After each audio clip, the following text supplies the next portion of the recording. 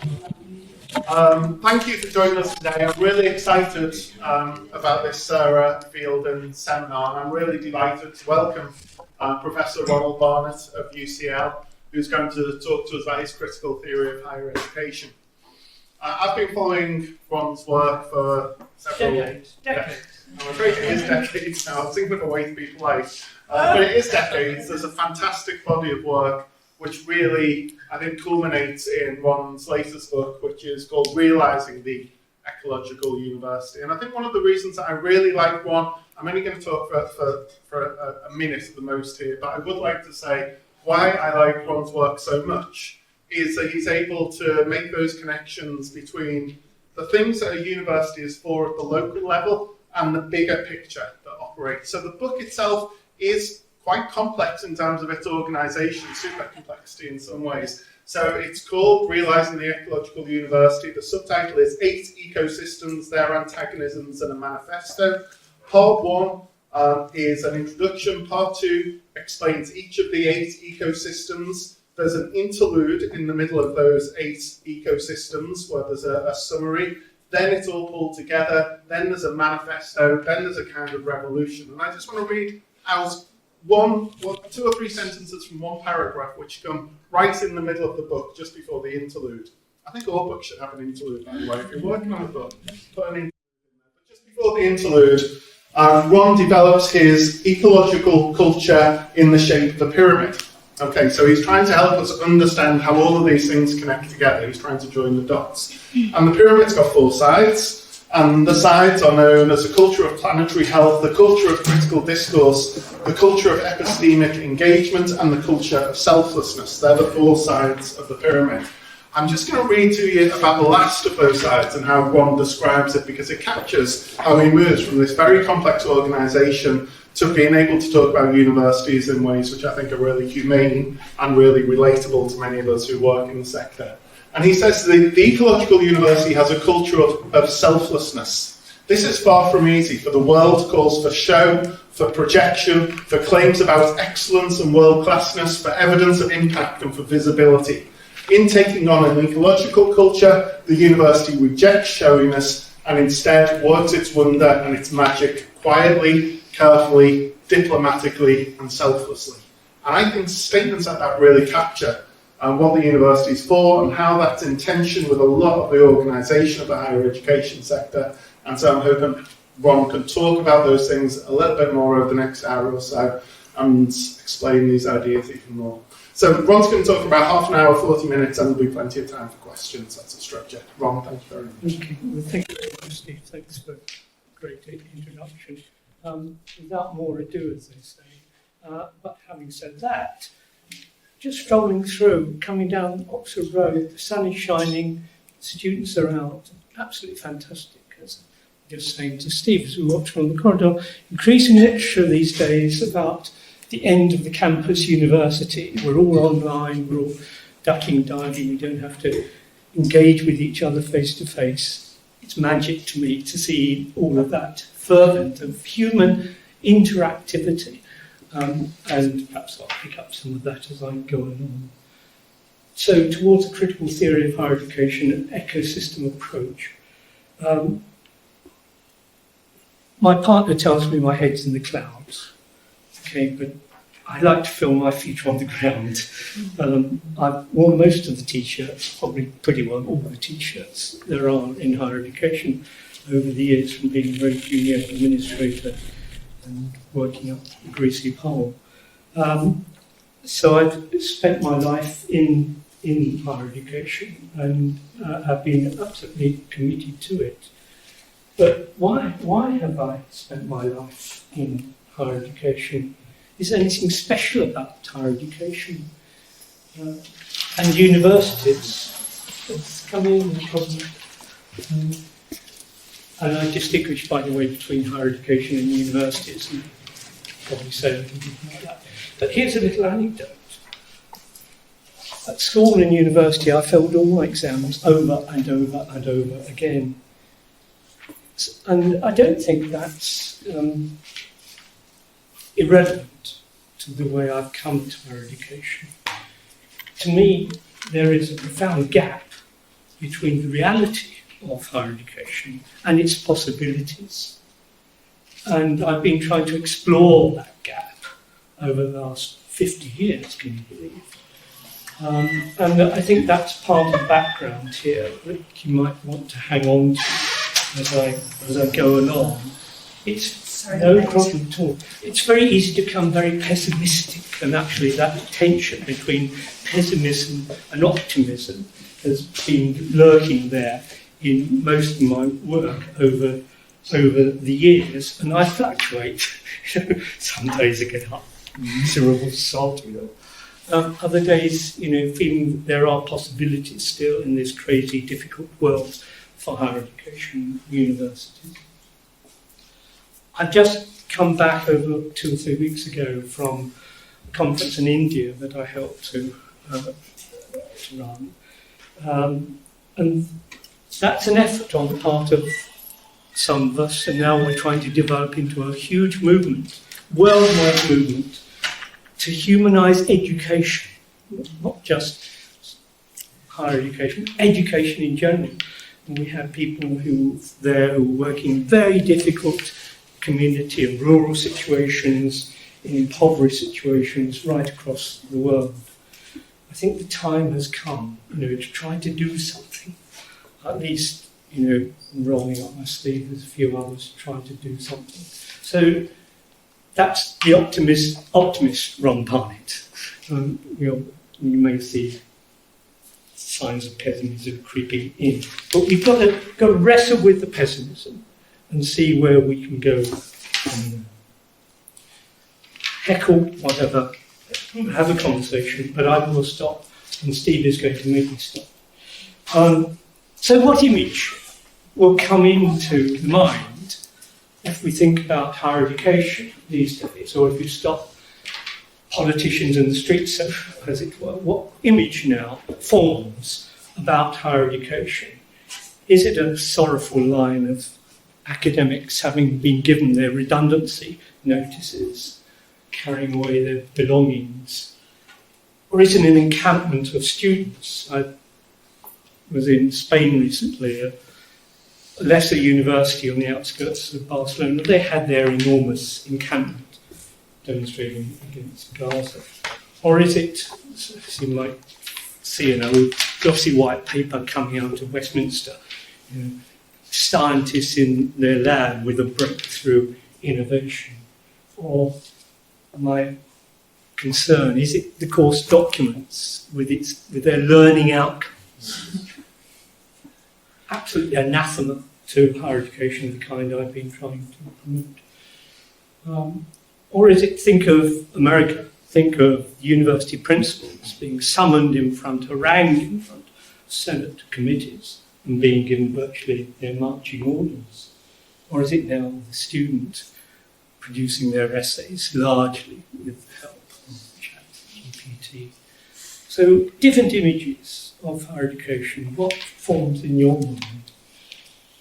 But notice in those images, I haven't mentioned teaching, learning, truth, knowledge, which seems to be an old-fashioned vocabulary now for enabling us to understand higher education. So how are we going to understand these transformations? I always press my students, what's your problem? What's my problem here today? Well, as you might have gathered, I've been toying with this idea, promoting this idea that I put into the world, I think back in 2012, the idea of the ecological university. Wrote a book on it in 2018, come back to it, and I'm pressing it even more now. I think it's valuable, and I'm going to press it today with you. It's a critical idea of higher education that I want to develop, and I want to establish the status of it as a critical idea, as a critical theory indeed. That's what I'm trying to do. But then what does that mean? What do we understand by critical theory today? But still, preliminary is, why does this matter? Why devote oneself to higher education? I remember dreaming about Habermas. Can you believe it? I mean, there must be something wrong with me. So I've actually devoted my whole life. Would you believe, I started thinking about higher education when I was a teenager.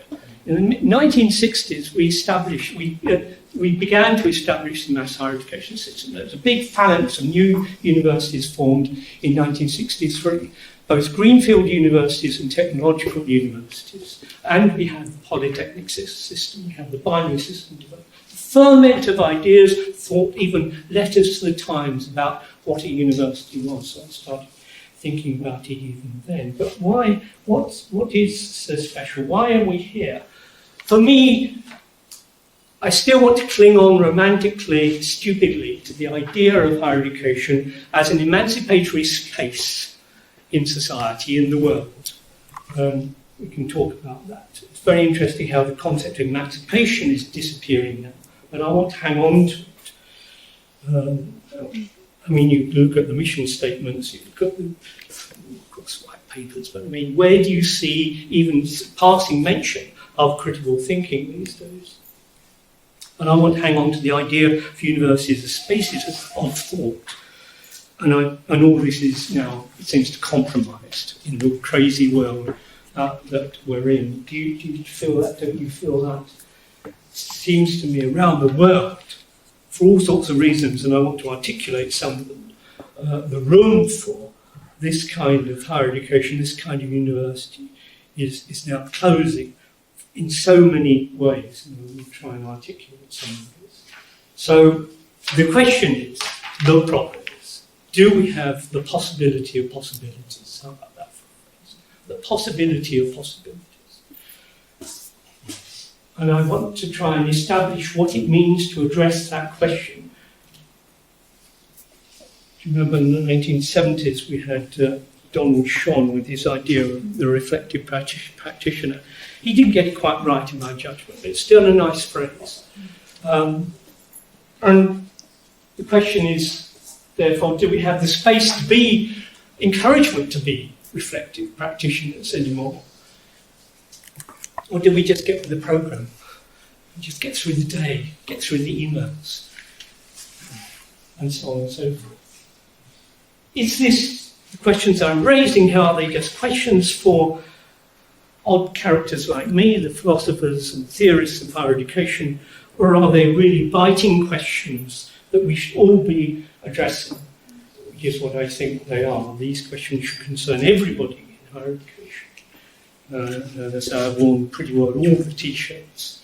There are academic developer, learning developer, curriculum assessment manager, institutional leader, institutional manager. Everybody should be interested in these ideas because they connect up, as I want to say, with the matter of responsibility. What is a university responsible for, and what are teachers responsible for? Responsibilities and possibilities. How are we doing so far? Does any of this sound interesting? Critical perspectives, critical theories. We've got bags of critical theories, actually, these days. We can't move for critical theories. Feminism, of colonialism, and there are all sorts of debates within feminism, within colonialism, post-colonialism. Issues about identity and nature, ecology. They go on and on. And these like to see themselves as critical theories. And they come armed with, very often, with a whole phalanx of concepts, sub-theories. They have them conferences, they spawn their journals. And I want to advance ecological theory, or what I would now term an ecosystem theory. And so the question arises, well, is this just another one in the series? A bit different from any of the others. Why pick this one rather than the others? Well, I want to suggest that the ecosystem theory is very powerful. And I want to try and say why I think it's powerful. And I think it's got more power than the other critical theories. How about that? I want to say it's superior to the other critical theories. Ron, I can ask you how you would define critical. I don't know if you're going to come on to that. I'm going to come on Yeah, to that. okay. So hold your horses. You're right to ask the question because I can't duck it. I must address that question. That is central. And I'm not going to satisfy everybody in the space of 20 minutes that remains. But let's see how we get on. So it's absolutely fundamental. So the general problem. What is a critical theory? What makes a theory critical? I'm still a devotee of the Frankfurt School of Critical Theory. A lot of people have tried to kick it into touch, to use a sporting metaphor. Frankfurtians were men, they were from the global north, they wrote within a certain set of perspectives, concepts, they were of their time, the world's moved on, so we should really forget about them, leave them behind. I don't think so. But they were, you've got to understand where they were coming from. They saw profound flaws in Marxism. Marxism hadn't been able to tell the story, or a story that's adequate to the way the world was seen to be unraveling. And for the Frankfurtians, the society had developed other dimensions that either weren't apparent or weren't to Marx or had arisen since Marx. Society was oppressive for the Frankfurtians because, especially through its ways of knowing and being in the world,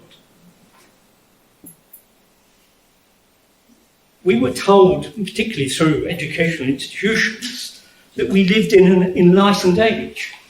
The whole idea of enlightenment came to us over 200 years, and we believed that we were enlightened. And the manifesto of the Frankfurtians, in a sense, was, no, we're not enlightened. That enlightenment doesn't live up to its promise.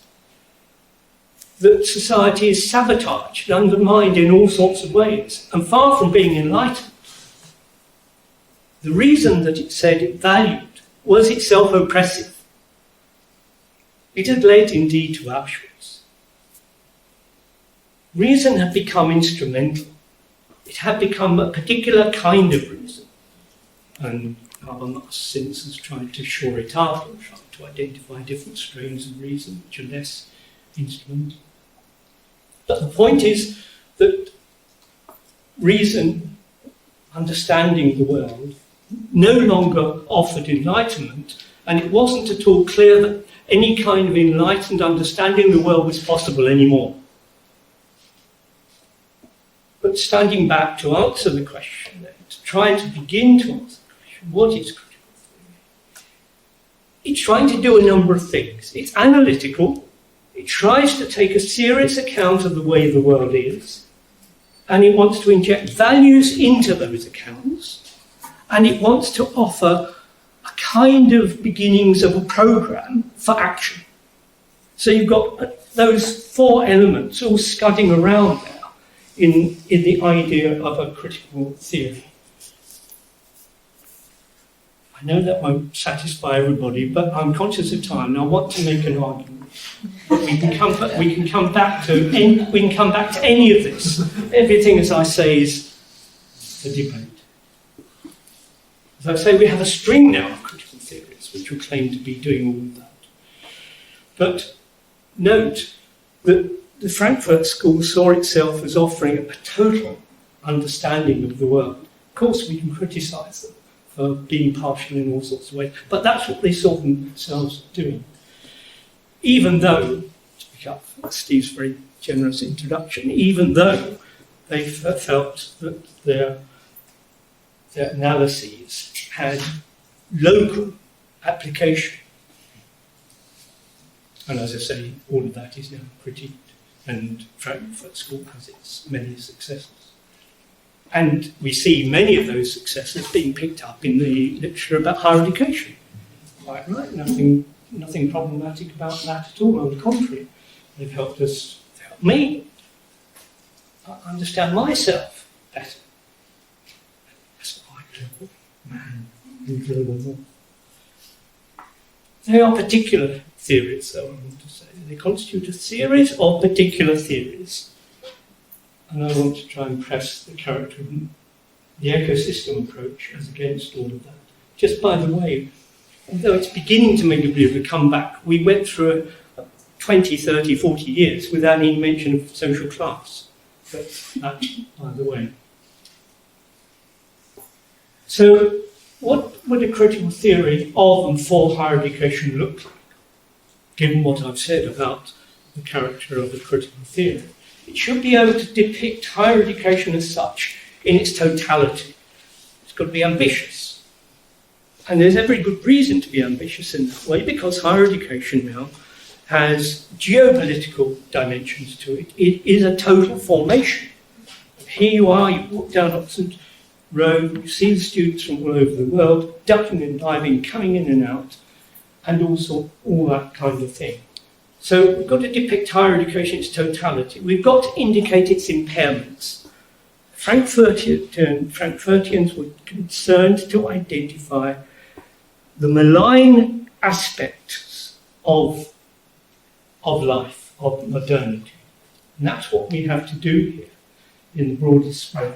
We've got to offer a theory of the place of higher education in universities in the world, and we've got to be critical and evaluative.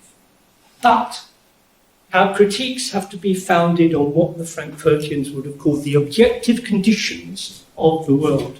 And I still want to hang on to an old-fashioned phrase like that, the objective conditions of the world. And that raises, of course, all sorts of fancy questions about epistemology and ontology, which we won't get into this afternoon, I'm afraid. And it invites responses. It invites responses from everybody through the whole higher education system, or poses questions to everybody at every level in the higher education system. Intimate responses. So, what is the state of higher education then in the contemporary world? Well, here you are, just 6 reflections. It's hyper-fast, it's economically driven, slipping and sliding with incredible volatility.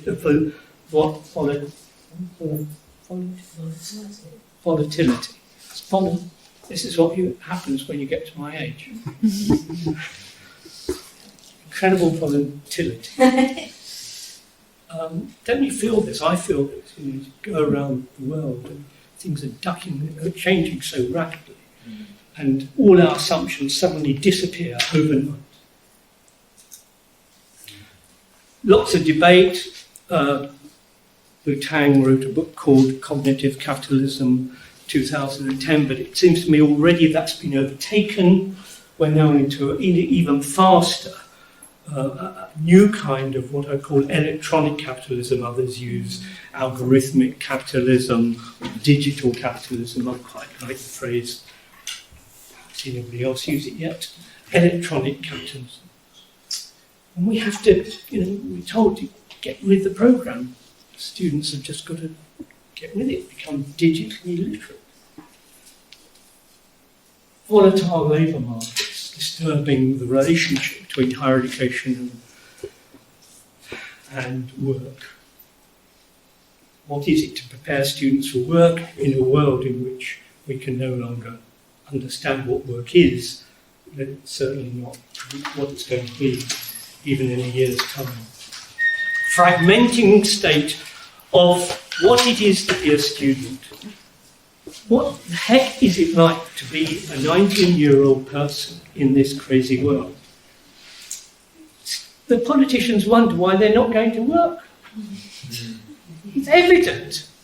Who would go to work under these conditions? No house, no secure employment, no prospects of anything. Ducking and diving in an incredibly complex world. World keeps throwing stuff at you. I invented a term, super complexity, to try and get a handle on this crazy world that we're in.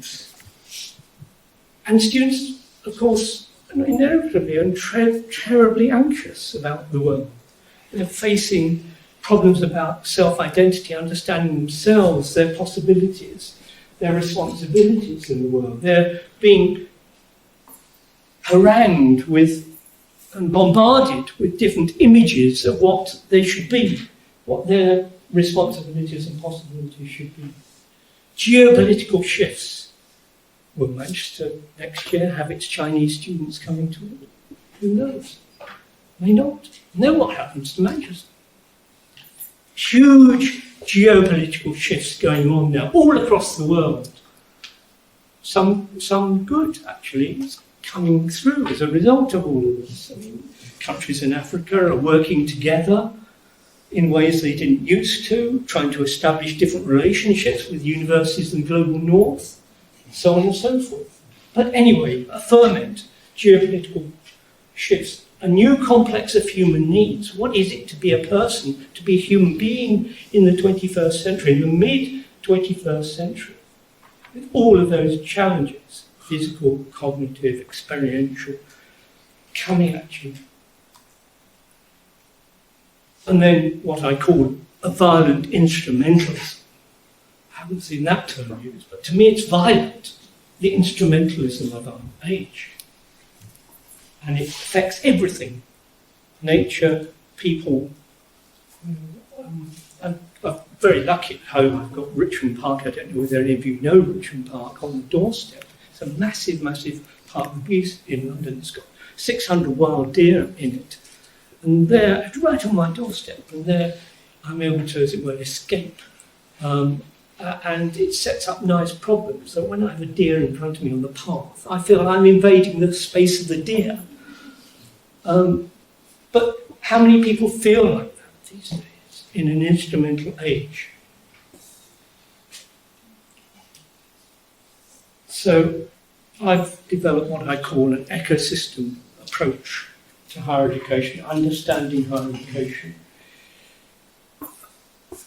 The book of 2018 had 7 ecosystems. This one's got 8.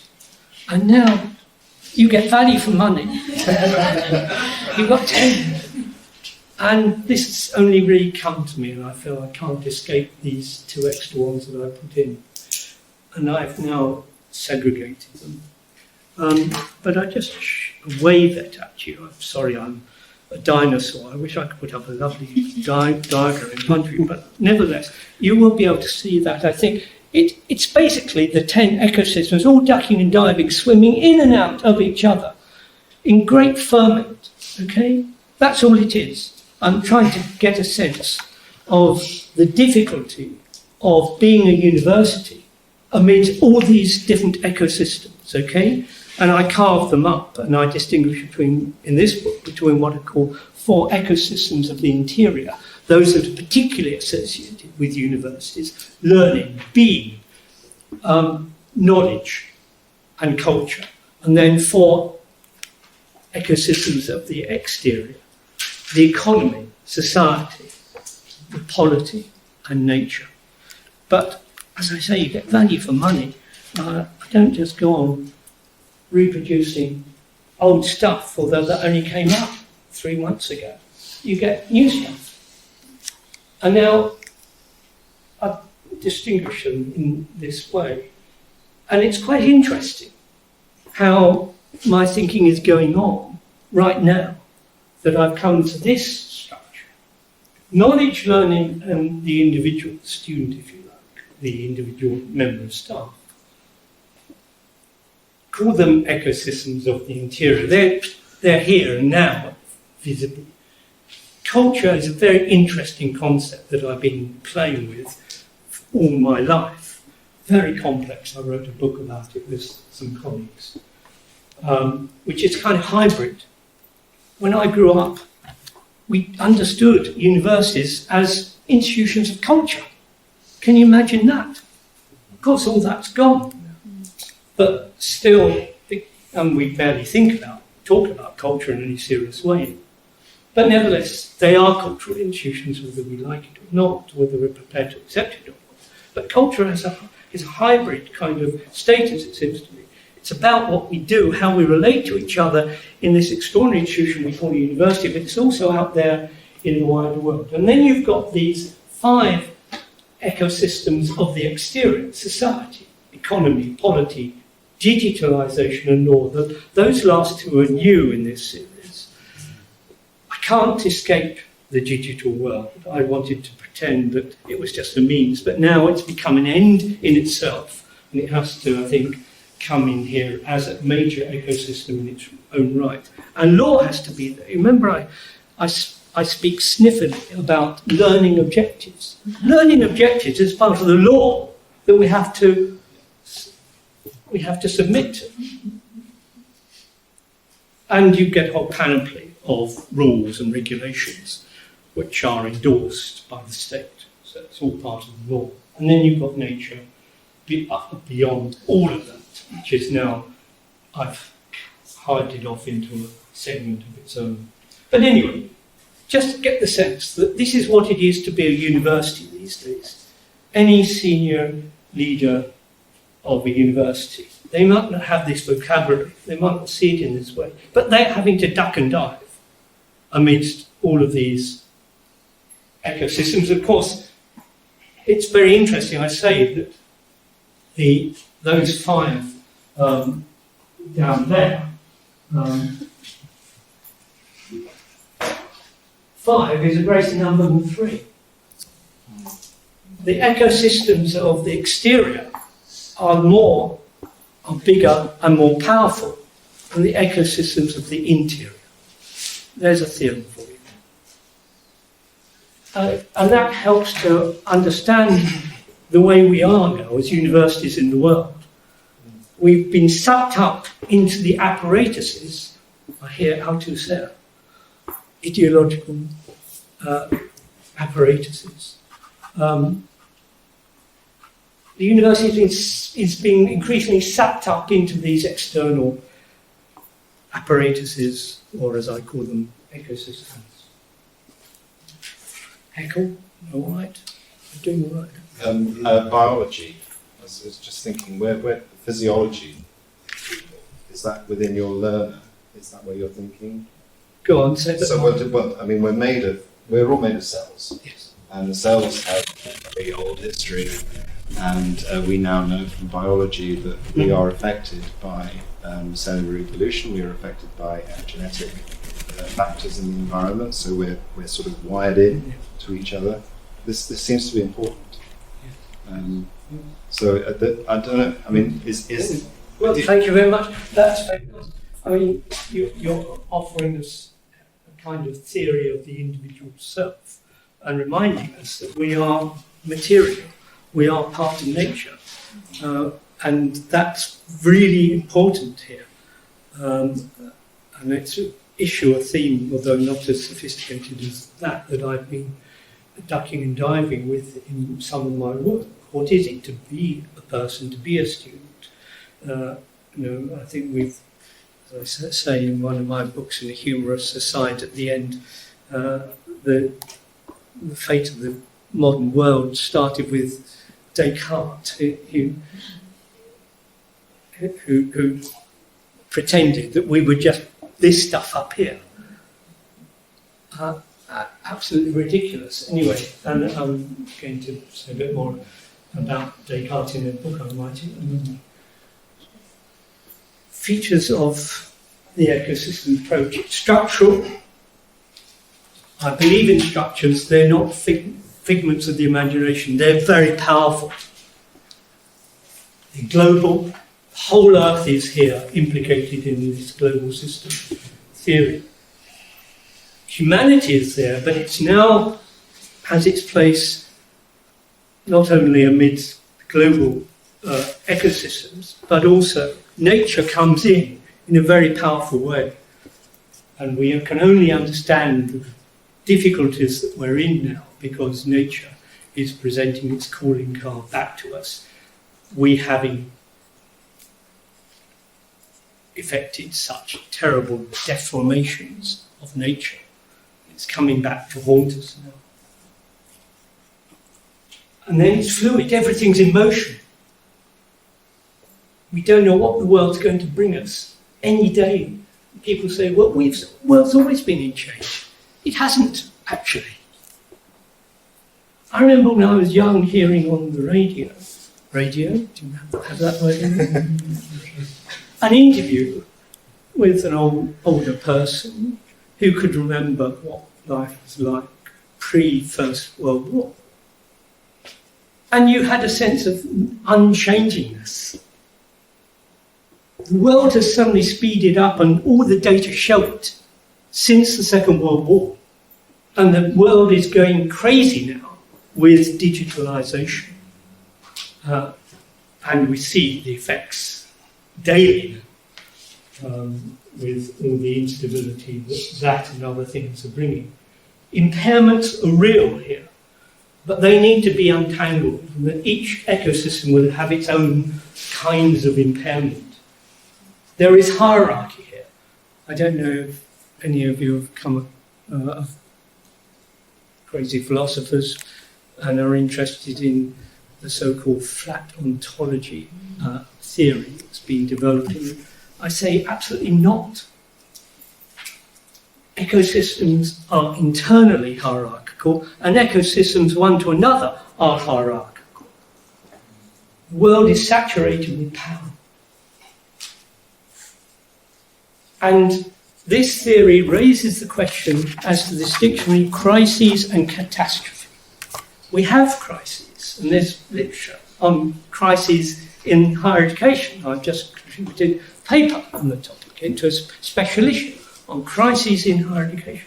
But I want to say over and above that, we are now in a catastrophic situation in which the whole world together is presenting us with a mega problem space. And all of this then in turn raises questions for universities and higher education about responsibility, and you'll know that there is developing literature on that very notion of responsibility. The advantages of this ecosystem, conscious of time, structure and agency. Some people just want to talk about agency now. Absolutely not. We can only understand agency if we have a sense of the structures in which we're working. It's realist. There are objective conditions out there, and we need to get real, in a deep sense. I was lucky enough to become a friend of Roy Basker, who created the philosophy of critical realism. And he has in his philosophy, the world is layered. There are structures and they are layered, and his whole philosophy was about trying to understand the world ontologically as laminated with structures. So structure and agency, realism, objective conditions. There are impairments in each of these ecosystems. We need to try to understand them and how they're affecting universities. It's analytical and it's value-oriented. I'm still an old-fashioned liberal at heart. Still, trying to move things forward, see possibilities, discern little gaps where we might be able to do something, think of something, act in some ways. Nature and humanity, not either or, but both. And a theory of their relationships. And here, in all of this, critique is central. We've got to have a sense of what the idea of critique is. This is a framework born out of critique, a sense that things are going wrong, but we've got to be serious about it and try to understand in what way. As I say, this sense that the situation we're in now is catastrophic. But still there might be possibilities, at least of mitigating the problems, the difficulties. And I want to say higher education universities have responsibilities, and so there are practical implications of all of this. I said I want to distinguish between higher education and universities. All my books, each one of my books is oriented either to universities or to higher education. Why do I make that distinction? Each is profoundly important, but they are different concepts. For those of us who have had the challenge of leading and managing very senior levels, these crazy institutions we call universities, I tell you, universities produce their own challenges. Universities are incredible institutions, and we've got no way of really understanding them now, actually, if we're honest. They are so complex. So higher education are those educational processes which we often hopefully find in universities, but that's the issue as to what counts as a genuine higher education in this crazy world that we're living in. What would it mean to follow through on this kind of ecosystem approach? Well, it means, as I say, first of all, you deal with learning objectives. You have to do that. Why? Because if the world is open, is fragmented, is presenting with multiple proliferating antagonistic frames of understanding and of being, which it is, then our educational processes and our pedagogical situations themselves have to be open and have to face students with challenges, with difficulties, without resolution. We're not going to be able to prepare them for this crazy world that they're going to find themselves in unless our pedagogical situations in some way match the craziness of the world they're going to find. It's pretty obvious. Do away with learning objectives, that's the first thing. Open learning situations. You put students into learning situations where there are no obvious answers. So when I teach, don't do so much of it now, but I did a lecture very recently, and I'm still doing some supervision at Bath University. I went down there and gave a talk to the DBA students. I started off with a question, which has no answer. It has multiple answers, and it's going to generate multiple answers in the classroom. And straight away then you get a discussion going, and you expose different responses to a big question. I'm fond of saying that I've never taught students at all in my life.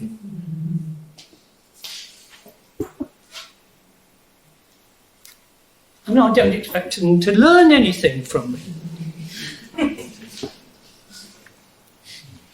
Our job as educator in the craziness of the world I'm trying to portray is to provoke, to unsettle, to enthuse, to inspire, to give people the resources to go on in this world. Most of the students coming to us now will be alive in the 22nd century. Are we educating them for the world that's going to be posing them with incredible challenges? What are our responsibilities? What are their responsibilities and our responsibilities? When I became a course leader in my university, can you believe there was no course document? And I said, well, what are we trying to do here? So we produced a course document. And there were two facing pages. There were the students' responsibilities and there were our responsibilities. And magically, both pages had 12 bullet points. In other words, students have responsibilities, we have responsibilities, and they're more or less equal. What are we going to bring to the task, to the challenge? So open situations and encourage them to critique them. I could see much more. But universities, there is no blueprint, given the Ron Barnett ecosystem approach. No blueprint. Every university could sort it out for itself. Why? Because every university's got its own profile amidst the ecosystems of the world. I'm pressed, well, tell me, Ron, what we're going to do here now? You've got to sort it out for yourself. You've got to sort out your possibilities in relation to each one of the 10 ecosystems. What are your resources? What are your possibilities? What's your situation? Spaces of open dialogue. I want to share an example with you, but I'm conscious of time. I hope I would get a chance to share an example with you. Disagreeing well. No platform. Absolutely disgraceful that we are no platforming people in universities. Reaching out in dialogue. 50% problem. I'll tell you about that in a moment if I have time. Superiority of this ecosystem approach. All the modern critical theories, nothing wrong in any of them. They're particular. They deal with particular problems. My ecosystem theory and approach is total in every sense. Ontology, epistemology, global. It's actually dealing with this little planet Earth in the universe. It's systematic. The universe and the individual. Bertrand Russell said of himself he was a citizen of the universe. It's realist. There is no new utopia there, despite what I've said in some of my books. But we don't abandon ourselves to the situation. We find the resources to keep going. We come together, we work together towards a better world. Conclusions, we've got lots of critical theories, all specific. We need a big one that's total, that's all-encompassing. The ecosystem approach does all that. It's realist, really realist. Recognises that the world is saturated with power, but gives us the resources to keep going because it sees spaces, little spaces where we can do things. No utopia, just a dogged determination to keep going together. The world is in peril, but universities are incredible institutions with incredible resources. We have responsibilities, therefore, to do what we can as the system presents itself. So let's keep going. Thank you very much.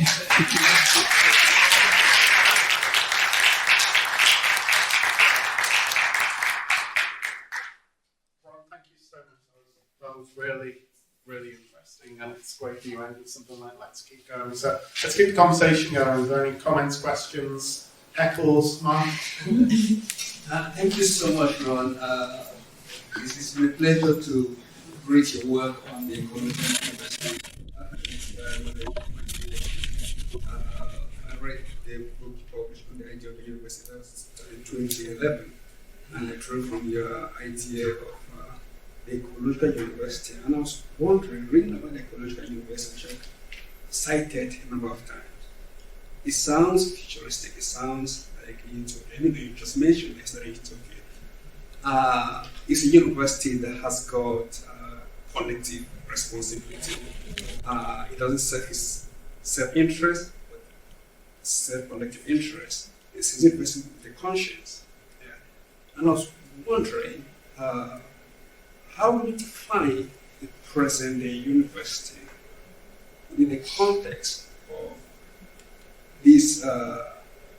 For me, I see it as futuristic because the present university is not an ecological university. Yeah. So how would you define the present university? Well, it exhibits a blankness about the world. It's understandable because, as I say, those ecosystems press in upon the university with such force. I mean, most university leaders and senior managers have got enough on their plate just getting through the day without worrying about these highfalutin ideas, which to me are incredibly practical, actually. So that's what I would say. And that's part of the critical theory, part of the Frankfurtian critical theory, that we no longer have the resources and the spaces to understand ourselves properly. But it's particularly, in a way, depressing, disappointing, find what words you like, when we understand that that's the situation with universities. The very institutions in society that should be self-reflexive, should try to understand themselves, are not seriously trying to do so. What can I say? We're just going to try to open up a conversation and widen the pool of ideas. One shouldn't be too pessimistic, as I keep trying to say to myself. Because there are university leaders, particularly in some parts of the world, in Africa, in South America, in India, who do have a sense of some of these dimensions. They haven't got this vocabulary, but they are really trying to work hard to realise the resources, the possibilities in their resources to engage with the world in ways, in quite sophisticated ways in some cases. So we shouldn't be too pessimistic. As I say, we've got to keep going. I mean, just a quick word on utopia and all of that. And I blow hot and cold myself over the use of the term utopia. My first book on the ecological university, the subtitle was A Feasible Utopia. And I played around with that tension of it being a utopian but feasible. What I'm saying is, or what I was saying, this is a problematic situation. We can envisage that it's possible to do something about it. The university has resources, therefore it's feasible that it could do something about it. But it probably is the case they're not going to. So it's utopian in that sense. But the utopia could be realised. And we've got to hang on to that idea. But my more recent reading, going back to the Frankfurtians and Adorno, who was very pessimistic, makes me wonder about the use of utopia. I think I can do what I need to do with this theory without raiding the concept of utopia, which just muddies the water.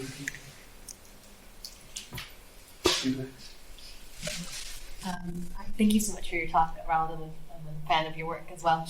I share your frustration with the instrumental rationale that is learning outcomes. And I was just wondering if you had, from your experiences, any tips on how to fight that battle within the institution? Because I find it quite challenging. I just ignore it. I mean, as I say, I've never went into any class or course that I taught with an eye on the learning outcomes, even if I'd written.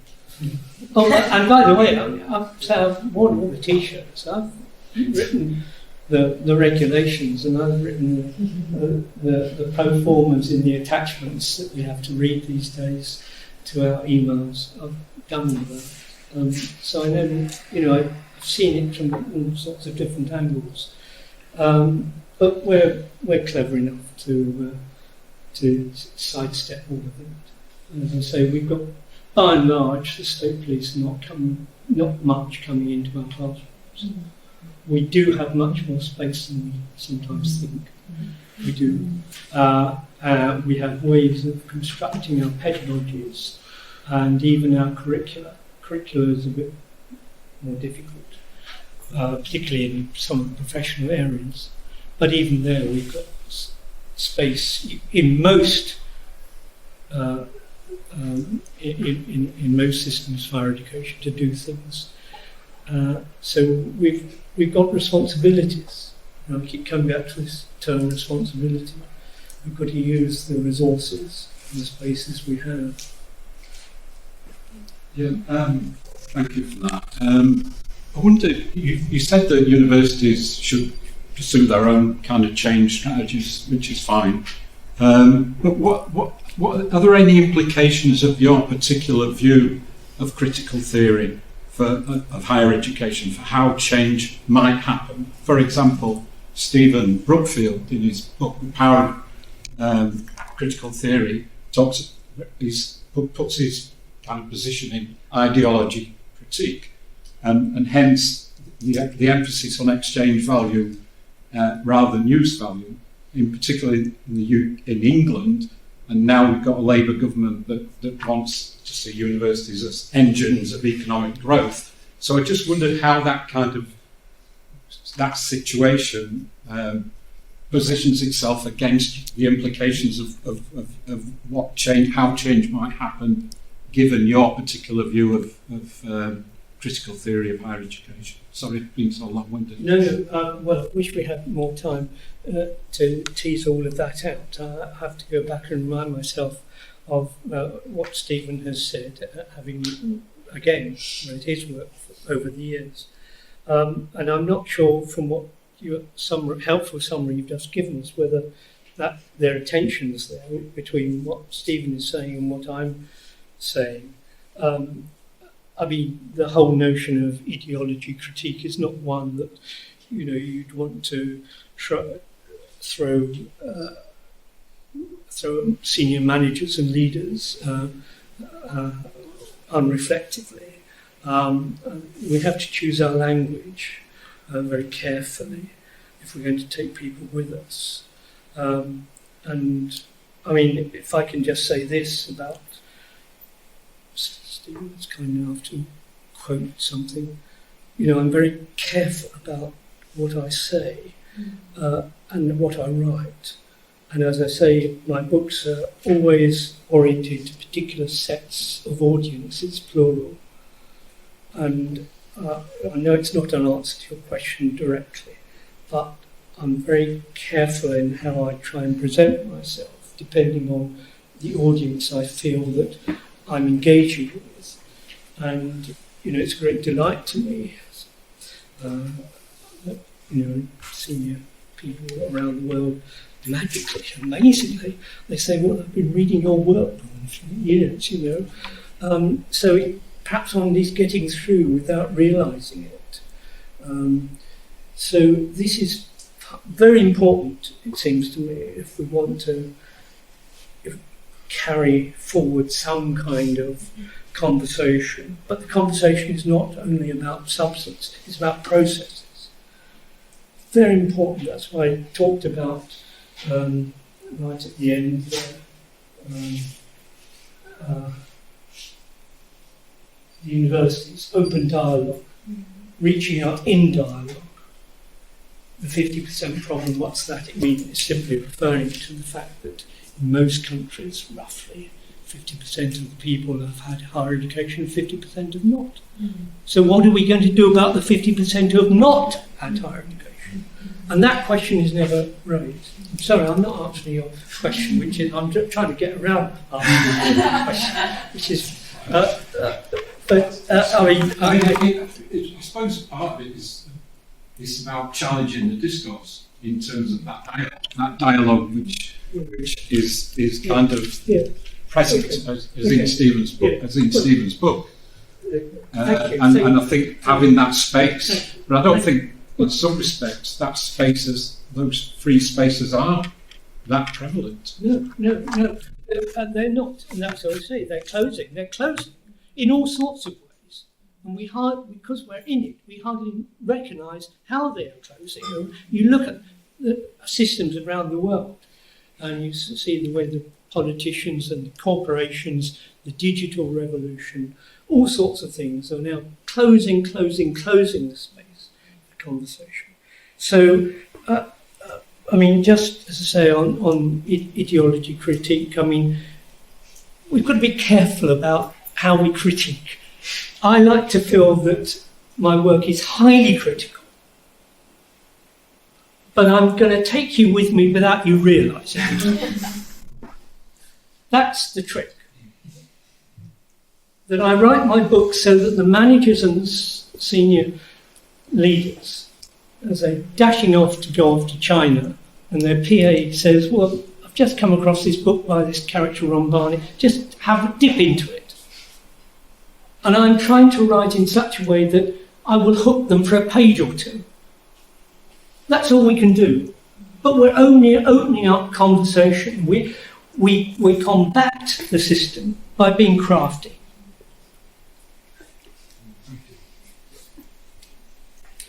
Ron, I wonder if there is a different kind of logic working in your idea of ecology from the kind of logic that might work or you might see working in the critical theories that you're sort of transcending in some way. And the biological analogy is interesting because biological systems are not Aristotelian. You know, it's not P or not P, it's P and not P. And that seems to be an ecological principle. You know, it goes.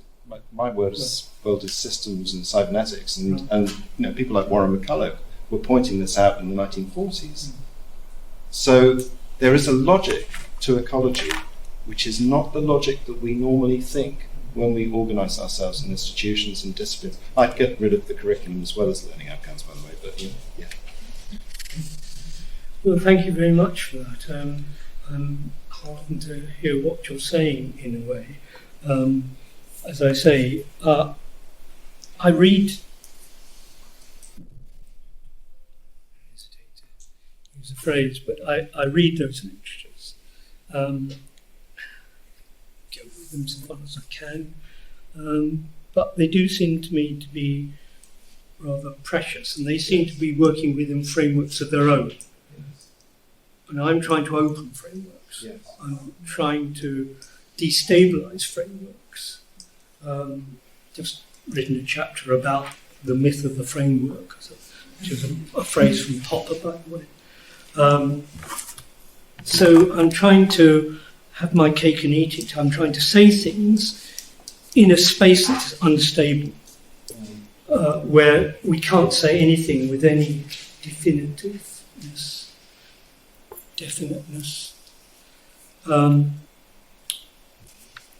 Because things, as you're implying, are unstable and are going in all sorts of contradictory directions all at once.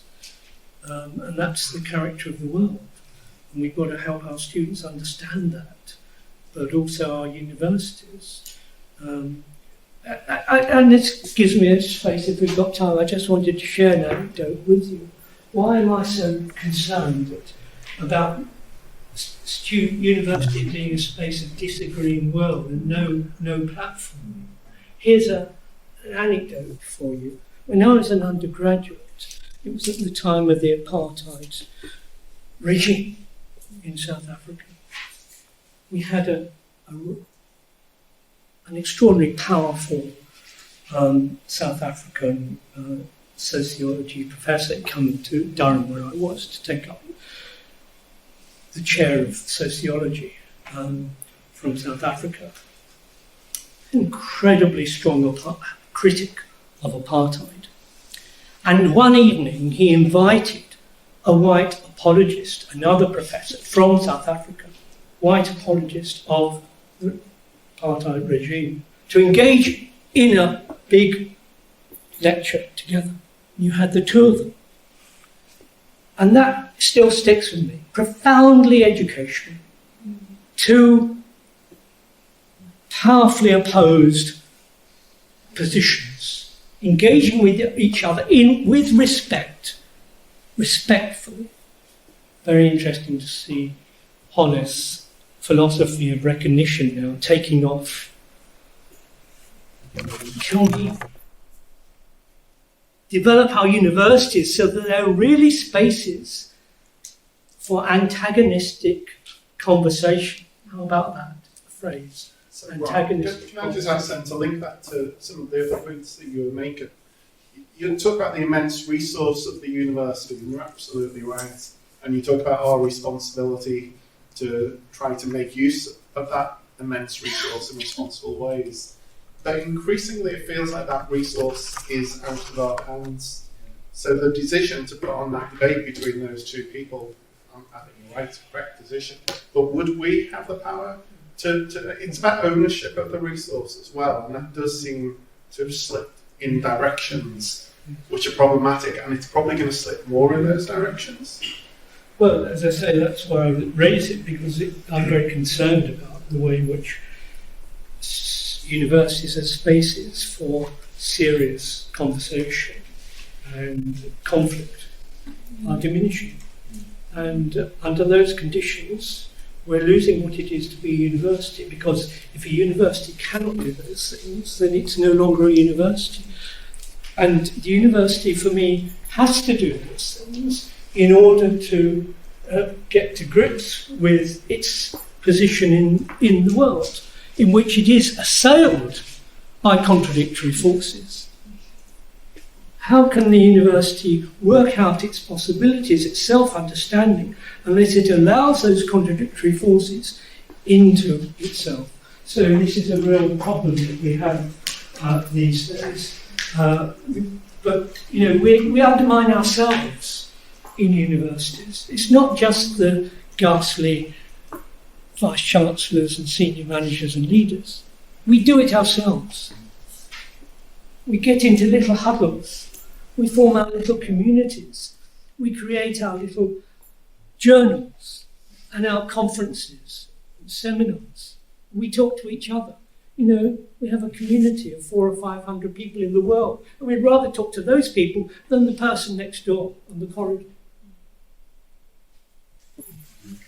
What time? I'm not treading on toes. No, I hope so. It's a well-made point. Thanks, Steve. Thanks so much for that, Ron. I couldn't agree with you more about so many things, and I haven't really formulated a question, but I just wanted to say I think it is possible to be subversive. You know, I do think that it's difficult, but I don't think it's impossible. You know, I am an academic developer, so I have to observe all kinds of sessions and talk about learning outcomes. But a part of being able to do that, I think, means that you're able to say, well, you master the tool so no one can romp up you, and you then subvert it in whatever way you like, you know. So I do think it's still possible, you know, to do that. And I think that we kind of, like you say, defeat ourselves by assuming that it's not. And just to say, you know, about, you know, the debate, sometimes you can do things like that. You know, I mean, at our university, the Met down the road, we had a debate about whether it's ethical to tell students about the ethnicity awarding gaps. We got the students to debate whether it was ethical to tell them about ethnicity awarding gaps. So is it ethical to tell them, or is it ethical not to tell them? And the students debated that, and they had staff on both sides, and they had students on both sides, making the argument that it was unethical not to tell them, or that it was unethical to tell them. Because obviously it could be very disempowering. You know, you go to a university and you realise you might be less likely to leave with a good degree just because of the colour of your skin, or your heritage, or your background. And that was actually endorsed by the Pro-Vice-Chancellor, because he said he wanted them to know more about the ethnicity awarding gap. So I do think you can sometimes make the argument. I mean, that was an explosive thing to do. Yes. And I think you still can do those things. And just the disagreeing well, you know, I really couldn't agree more. And there's a resource I'm sure you know about. UCL published a resource on disagreeing well. And we copied it.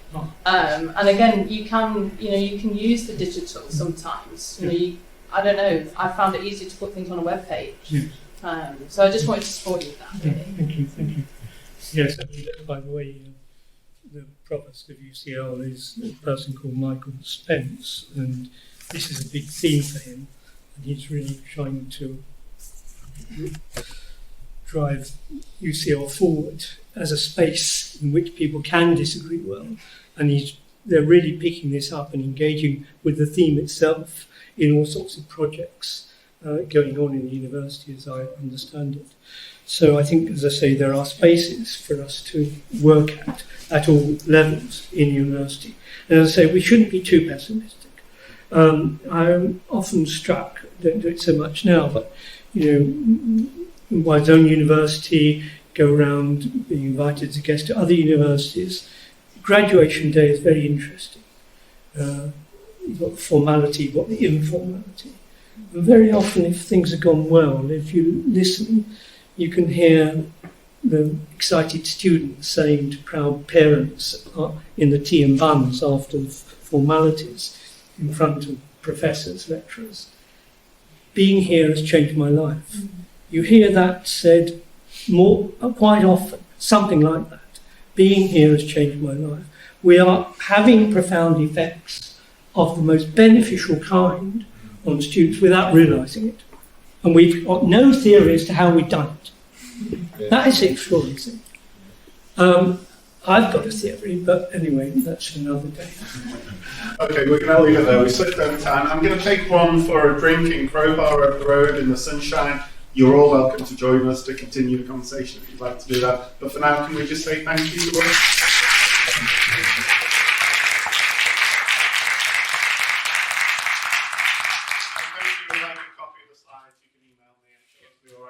Or get in touch with me, whatever.